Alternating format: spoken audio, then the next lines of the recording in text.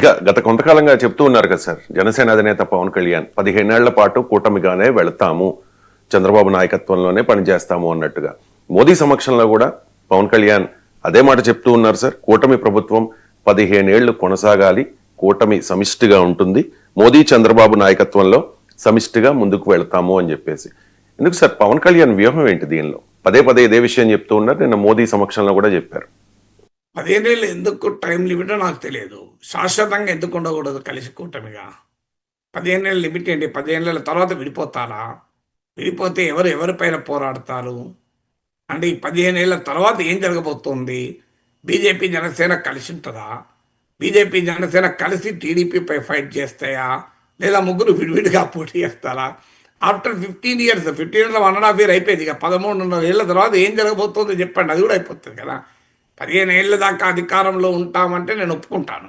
ఎందుకంటే కొన్నిసార్లు 3 terms వచ్చాక యాంటీ ఇన్కంబెన్సీ ఉండొచ్చని, అది కూడా ఉండాలని రూల్ లేదు. నరేంద్ర మోడీ 15 ఏళ్ళ కన్నా ఎక్కువనే బీజేపీని గుజరాత్లో గెలిపిస్తలేదా? అందువల్ల బట్ పోనీయండి, 3 times అయ్యే వరకు యాంటీ ఇన్కంబెన్సీ ఉంటుంది అనుకుంటే ఓకే.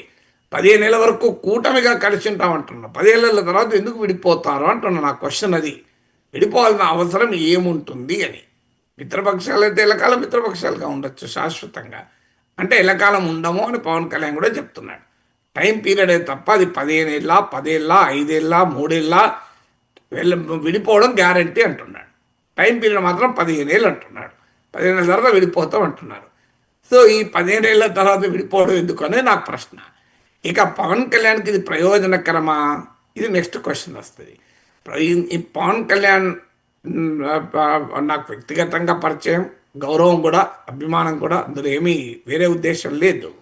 కానీ పవన్ కళ్యాణ్ కూడా ఆలోచించాల్సింది ఏంటంటే తన భవిష్యత్తు, తన పార్టీ భవిష్యత్తు. మీకు కూటమి ప్రభుత్వం వచ్చిన తర్వాత పవన్ కళ్యాణ్ వల్ల ఆంధ్రప్రదేశ్లో ఇది జరిగింది అని ఒక్క ఇంపాక్ట్ఫుల్ డిసిషన్ చెప్పగలరా? ఒక్కటంటే ఒకటి. ఒకసారి కాకినాడ సీజ్ ద సిప్ అయిపోయింది, తర్వాత ఏమైందో ఎవరికి తెలియదు. చంద్రబాబు నాయుడు చేసింది అభినందించడం, చంద్రబాబు నాయుడు చేసిన దాన్ని ప్రశంసించడం తప్పేమీ లేదు. మంచి జరిగినప్పుడు ఎవరైనా ప్రశంసించాలి. Other than that, because of Pawan Kalyan ఆంధ్రప్రదేశ్కి జరిగింది అని ఒక గుర్తింపు. ఏ నాయకుడైనా ఎప్పుడైనా గుర్తుపెట్టుకోండి, తన వల్ల ఇది జరిగింది అన్నప్పుడే చరిత్రలో మిగులుతారు. అందుకే ఇప్పుడు తెలంగాణలో రేవంత్ రెడ్డి తాపత్రయం ఎందుకు? ఫ్యూచర్ సిటీ అని, రీజనల్ రింగ్ రోడ్ అని, మెట్రో 3వ దశ అని ఎందుకు ఇంత తపన పడుతున్నాడు? తన ముద్ర వేసుకోవాలి అని, తన ముద్ర వేసుకోవాలని ఆయన తపన పడుతున్నాడు. మీకు రాజశేఖర రెడ్డి తన సంక్షేమ పథకాల ద్వారా ముద్ర వేశాడు. చంద్రబాబు నాయుడు ఐటీ రంగం ద్వారా ఒక ముద్ర వేశారు. ఇప్పుడు లోకేష్ ఆ లెగసీ కంటిన్యూ చేస్తూ ఐటీ రంగం పైన ముద్ర వేస్తున్నారు. ఇప్పుడు నాకు చెప్పండి, పవన్ కళ్యాణ్ ఏ ముద్ర వేశాడు ఇప్పటి వరకు? పవన్ కళ్యాణ్ చాలా పాలిటిక్స్లో చాలా ఆవేశం ఉన్నవారు. పాలిటిక్స్లో ఆయన ఏమీ అక్రమంగా డబ్బులు సంపాదించిన చరిత్ర ఏమీ లేదు. We all appreciate it. But తాను భవిష్యత్తులో తన రాజకీయంగా నిలబడాలి అంటే తనకంటూ ఒక ఐడెంటిటీని బిల్డ్ చేసుకోవాలి. మొదటిగా ప్రజలపైన, సమాజం పైన బలమైన ప్రభావము చూపిన అంశము ఏది? ఇది మొదటిది. అది పాలనా రీత్యా. అది లేనప్పుడు ఏమవుతుంది అంటే ఒక దశ వరకు బాగానే ఉంటుంది. ఎందుకంటే కూటమి చేసే మంచి పనుల వాటా పవన్ కళ్యాణ్ కూడా వస్తుంది. కూటమి చేసే తప్పుడు పనుల నుంచి తాను తప్పించుకోవచ్చు భవిష్యత్తులో. కానీ అది ఒక దశ వరకే. ఒక దశ దాటినాక నీ వల్ల ఏం జరిగింది అన్న ప్రశ్న ఉత్పన్నమవుతుంది. మీ వల్ల ఏం జరిగింది అన్న ప్రశ్న ఉత్పన్నమైనప్పుడు చెప్పుకోగలగాలి, ఇంకో పవన్ కళ్యాణ్ వల్ల ఇది జరిగిందని. ఇప్పటికీ రాజకీయంగా ఏం చెప్పుకుంటున్నాం? పవన్ కళ్యాణ్ వల్లనే కూటమి అధికారానికి రాగలిగింది. పవన్ కళ్యాణ్ వల్లనే అంటే చంద్రబాబు నాయుడు పాత్ర లేదన్న ఉద్దేశం కాదు.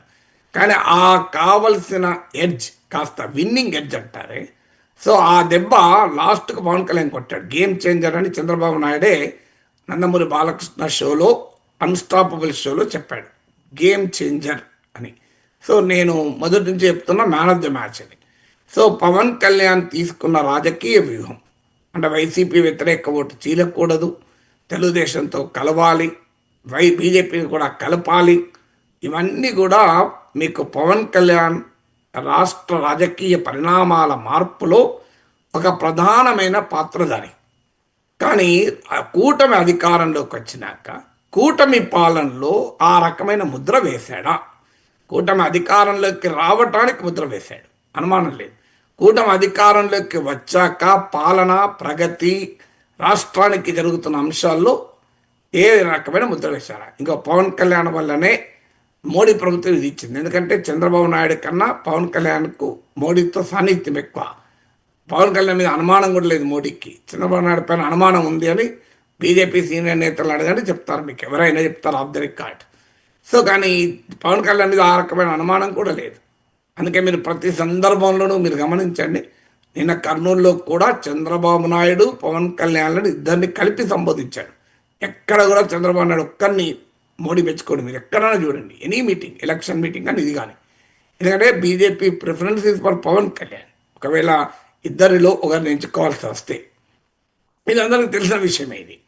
అందువల్ల మరి పవన్ కళ్యాణ్ మోడీతో ఉన్న సాన్నిహిత్యాన్ని ఉపయోగించుకొని ఇంకో రాష్ట్రానికి పవన్ కళ్యాణ్ వల్లనే ఇది జరిగింది అని ముద్ర వేయకపోతే రాజకీయంగా ఆయనకు నష్టం జరగదా? ఎందుకంటే అద్భుతమైన స్ట్రైక్ రేట్తో గెలిచాడు, 100% స్ట్రైక్ రేట్తో గెలిచాడు.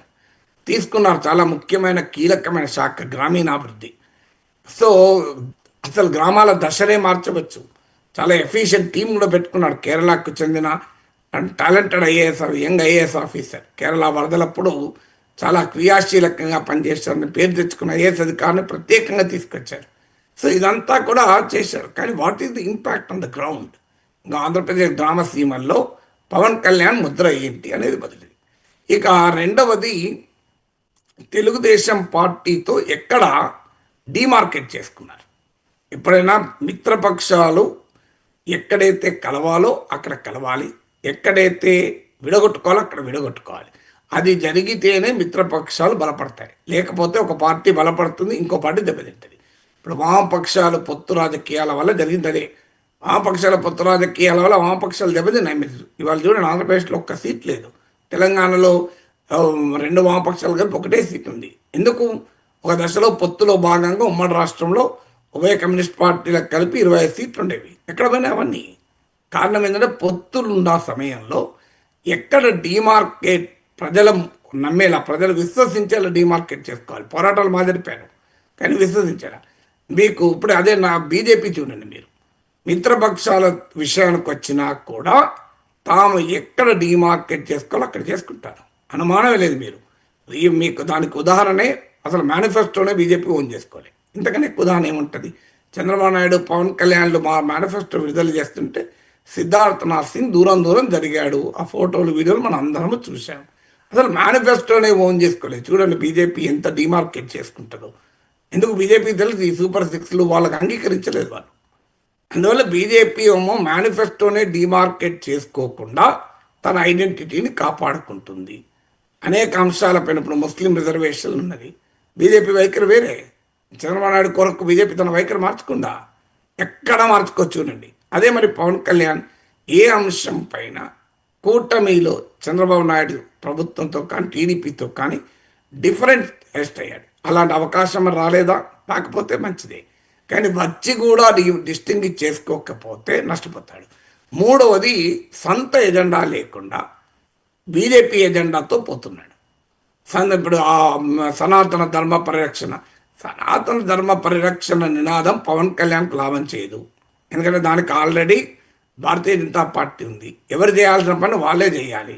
ఇప్పుడు నేను యాంకరింగ్ చేశాను అనుకోండి, రవిశంకర్ మిమ్మల్ని పక్కకు పెట్టి నేను సక్సెస్ గాను అని చెప్పి మీరు విశ్లేషకుడిగా అవతారం